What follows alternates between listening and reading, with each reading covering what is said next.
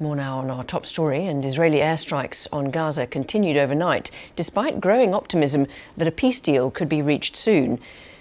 We've got some live pictures coming into us from the border, which shows there is smoke coming up from Gaza. Late on Saturday, Israel's Prime Minister said he hoped to announce the release of all remaining hostages in the coming days.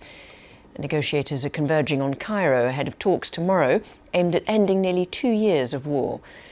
Well, Dr. James Smith is an emergency doctor who spent 2.5 months in Gaza last year. He's now a lecturer in humanitarian studies at UCL and is regularly in touch with medics in the territory. Thanks very much indeed for being with us. What's your impression of what's happening on the ground at the moment while there's this optimism towards possible peace deals? Well, as you've just reported, and as is always the case as negotiations get underway, Israel has intensified its violence throughout Gaza.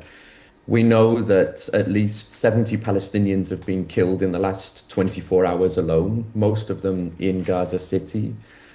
The hospitals throughout Gaza are overwhelmed every single day by the continuous influx of injured and mortally wounded Palestinians from Israel's attacks.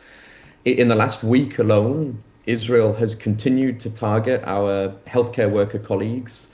Nurse Marwan Abdin was shot by an Israeli drone inside Nasser Hospital. MSF occupational therapist Omar Hayek killed while waiting for the bus to go to work. Nurse Tasneem Al-Hams kidnapped in Mawasi. The situation, as you describe, is as bad as it has been at the worst of the days over the course of the last 2 years. So tell me, how is it going to affect the distribution of aid, for example, if there is a withdrawal to an initial line by the Israeli forces? Is that going to complicate, or is that going to make it easier for you to get aid to the right places? Well, the short answer is, it is impossible really to navigate the distribution of humanitarian aid while the Israeli military remains in Gaza, while the Israeli military continues to occupy the Gaza Strip. So, of course, the withdrawal of Israeli troops and a complete cessation of Israel's attacks from air, sea, and the ground is absolutely necessary, such that there can be an upsurge in the delivery of humanitarian aid.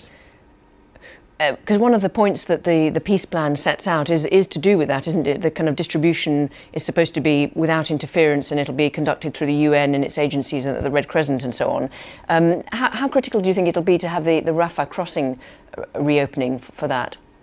It's essential. Israel has maintained complete control over humanitarian access as a core pillar of its genocide. Israel can have no role in the coordination and distribution of humanitarian aid. This must be managed independently through well-established and trusted humanitarian organizations, which of course must be led by Palestinian humanitarian organizations and Palestinian civil society, which is best placed to respond to those needs. But I must be clear that what we need to really emphasize here is that the genocide needs to stop. That's not something that can be subject to negotiation. Many of the terms of this 20-point plan are simply legal and political responsibilities that are incumbent on all states and Israel as an occupying power. The USA is presenting itself as a broker of peace, which frankly is perhaps the most absurd label that one could ascribe to the US state, given the violence and oppression that it has wrought worldwide, particularly in Palestine. What we need to be focused on now is ending Israel's ongoing violence and orientating towards the serious questions of accountability and justice. It's deeply concerning that very few are talking about the conditions of occupation, apartheid, and slow genocide that Israel continues to impose on Palestine and the Palestinian people. What does peace look like if we don't address these underlying foundational issues? Dr. James Smith, thank you very much indeed for talking to us. And just want to point out that Israel does deny that it's responsible for genocide in Gaza.